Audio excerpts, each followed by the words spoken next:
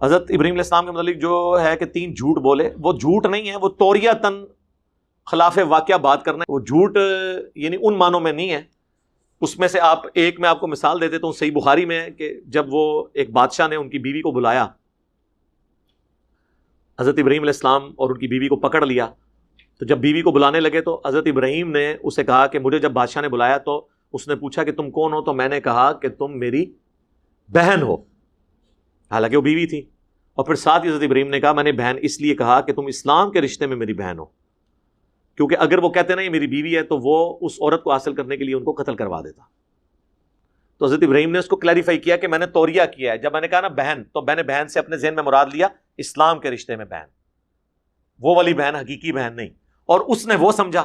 تو یہ اس طریقے سے اسٹیٹمنٹ بولنا اسے توریہ کہا جاتا ہے، یہ جائز ہے. اور اکثر علماء یہی کر رہے ہوتے ہیں. یعنی اگر آپ ان سے پوچھیں گے یہ گاڑی کہاں سے آئی ہے، وہ کہیں گے اللہ کا فضل ہے. یہ نہیں آپ کو بتائیں کہ میں نے چندہ چوری کیا ہے. وہ توریتاً کے یہ گفتگو کر رہے ہوتے ہیں، کہیں آنے جانے میں ان کی زندگی میں توریہ. توریہ کبھی کبھار ہوتا ہے جب زندگی موت کی کشمکش ہو. اسی کو تقیہ بھی آپ کہہ لیتے ہیں، جو اہل تشیع کے ہاں ہے. تقیہ کے بارے میں سورہ آل عمران میں موجود ہے کہ کافروں سے بچنے کے لیے تقیہ کر سکتے ہو، لیکن زندگی موت کی کشمکش میں جس طرح حضرت ابراہیم نے کیا، عام حالت میں نہیں. تو خیر وہ پھر جب گئیں تو پھر بھی اس بادشاہ نے حضرت سارہ کی طرف اپنا ہاتھ جب بڑھایا تو وہ ہاتھ اس کا کام کرنا چھوڑ گیا. 2-3 دفعہ اس طرح ہوا، پھر وہ ڈر گیا.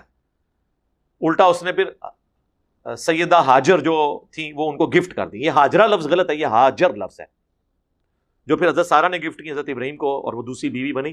یہ اس بادشاہ نے گفٹ کی تھی. وہ ڈر گیا، اللہ کی غیبی مدد آ گئی. لیکن وہ حضرت ابراہیم کو نہیں پتا تھا کہ اس طرح مدد آ جانی ہے.